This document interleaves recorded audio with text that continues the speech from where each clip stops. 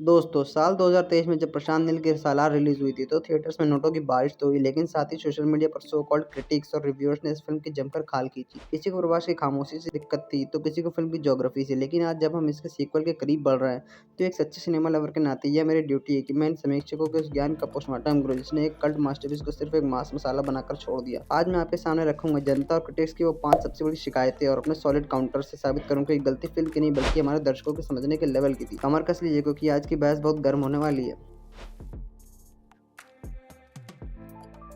Critics रोने लगे कि अरे भाई, प्रभास तो पूरी फिल्म में चुप है, कुछ बोलता ही नहीं। मैं उनसे पूछता हूँ, क्या तुमने जॉन विक देखी है? अगर नहीं देखी तो भाई फिल्में देखना छोड़ दो, और अगर देखी है तो तुम्हें पता होगा जॉन विक का कैरेक्टर पूरी फिल्म में ना तो ज़्यादा बोलता है, ना मुस्कुराता है और ना फालतू रिएक्ट करता है। क्यों? क्योंकि एक साइलेंट किलर का किरदार ऐसा ही होता है, वरना वो ओवर एक्टिंग लगने लगता है। हाँ, केजीएफ में रॉकी भाई सब कुछ करते थे, कॉमेडी, रोमांस, भारी डायलॉग बाजी, वो इसलिए चला क्योंकि जनता को वो पहली बार दिख रही थी। लेकिन सालार का विजन अलग है। यहाँ ना कोई फालतू कॉमेडी है, ना जबरदस्ती का रोमांस और ना ही कोई रैंडम आइटम सॉन्ग। यह एक प्योर डार्क और सीरियस एक्शन ड्रामा है, तो यहाँ के किरदारों को भी इसी खामोश खौफ की ज़रूरत थी।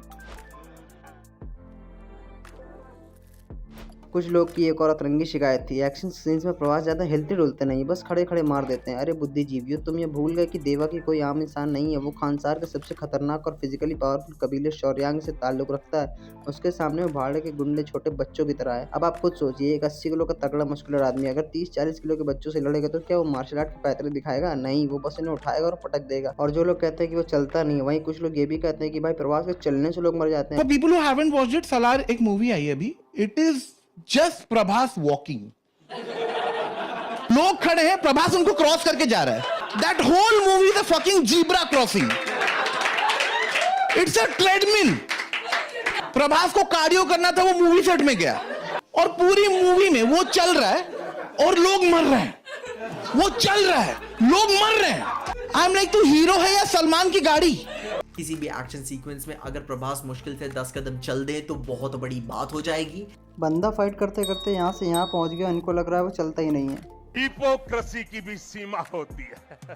पहले खुद क्लियर कर लो भाई कि चाहते क्या हो। अगर आप ध्यान से हर एक्शन सीन के कदम गिनेंगे तो समझ जाएगा कि हर एक शॉट में उनके फिजिक का मिनिमम एफर्ट भी तबाही बचाने के लिए काफ़ी था। यह शिकायत सबसे मजेदार है। लोग बोले सेकंड हाफ में कैरेक्टर आगे किसी और घूम गया। भाई प्रशांत नील ने फर्स्ट हाफ को जानबूझकर एक सिंपल एक्शन एंटरटेनर की तरह बिल्ड किया ताकि दर्शकों को देवा के शांत स्वभाव और उसकी माँ का डर पता चले। लेकिन जैसे ही खानसार का खुलासा होता है, पॉलिटिकल टेंशन और किरदारों का एक पूरा सैलाब आता है। और किसने कहा कि तुम्हें हर एक कैरेक्टर का नाम रटना है? तुम्हें सिर्फ मेन प्लेयर्स को याद रखना था, नारंग, राधा रमा, भार्गव, रंगा और विष्णु, बस। अगर आपका दिमाग इतना भी लोड नहीं ले सकता तो भाई आपके लिए हाउसफुल 5, मस्तीपुर या भूल भुलैया 3 जैसी फिल्में बनी है। आराम से जाओ, दिमाग घर छोड़ कर आओ और देख। और हाँ, अगर थोड़ा सा भी सिनेमा स्ट्रक्चर समझते हो तो ये जान लो कि सालार 2 सारंगा पर्व में 2 टाइमलाइंस होने वाली है।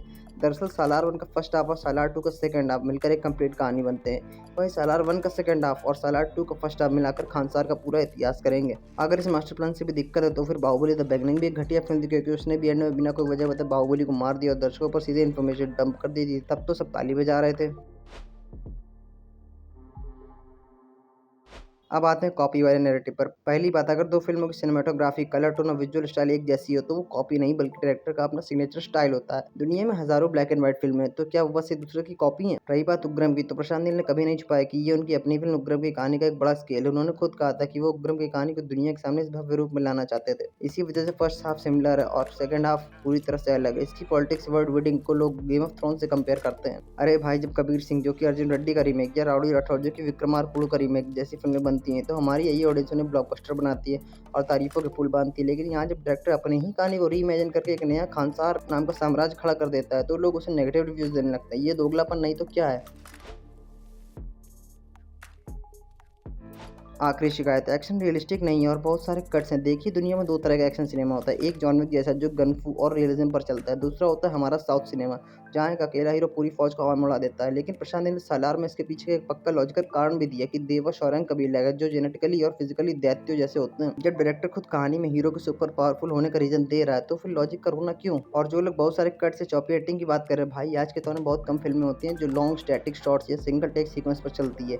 यह फिल्म उस टाइप की है ही नहीं। अगर आप एनिमे एनीमे देखते हैं तो आप सालार के हर एक एक्शन इनके ऑरा को महसूस कर पाएंगे। सालार का एक्शन दरअसल एनीमे इन रियल लाइफ है। वो स्लो मोशन, वो कट्स, वो हवा में उड़ता खून, यह प्योर विजुअल स्टाइल है। इसे समझने के लिए थोड़ा सिनेमाई नजरिया चाहिए। तो भाइयों और बहनों, ये था मेरा अनफिल्टर्ड और जेन्युइन ओपिनियन उन शिकायतों पर जो सालार जैसी मास्टरपीस फिल्म के खिलाफ की गई थी। मेरे लिए सालार एक बेहतरीन वर्ल्ड बिल्डिंग और रॉक सॉलिड इमोशनल कनेक्ट वाली फिल्म है। और जैसा कि मैं हमेशा कहता हूँ, जब तक फिल्मों में ऐसा गहरा विजन और किरदार के बीच रूहानी जुड़ाव ना हो, तब तक वो सिर्फ सीजीआई के खिलौने लगती हैं, जिसे मैंने अपनी रामायणा वर्सेस कृष्णावतारम वाली वीडियो में डिटेल में समझाया है। लिंक नीचे पिन कमेंट में अभी जाकर चेक करो। अब आपकी बारी। क्या आप मेरे इनकाउंटर से सहमत है? क्या आपको भी लगता है कि सालार को समझने में ऑडियंस से थोड़ी चूक हुई? कमेंट्स में अपनी राय जरूर बताएं। और हाँ, अगर आप ड्रैगन ग्लिम्स के अंदर शॉकिंग हिडन डिटेल और ब्लंडर वाली वीडियो का बेसब्री से इंतजार कर रहे हैं तो वो आ चुकी है। चैनल को भी सब्सक्राइब कर लो ताकि अगली आने वाली वीडियो मिस ना हो सके। और हमारी मूवी और टॉपसी सीरीज के लिए अगले एपिसोड के लिए बताओ कि कौन सी मूवी को मुझे फिक्स करना चाहिए। पिछली बार मैंने आदि पुरुष को फिक्स करा था। जल्दी से कमेंट से जाके बताओ और मिलते हैं अगली वीडियो में। तब तक के लिए जय हिंद, टेक केयर।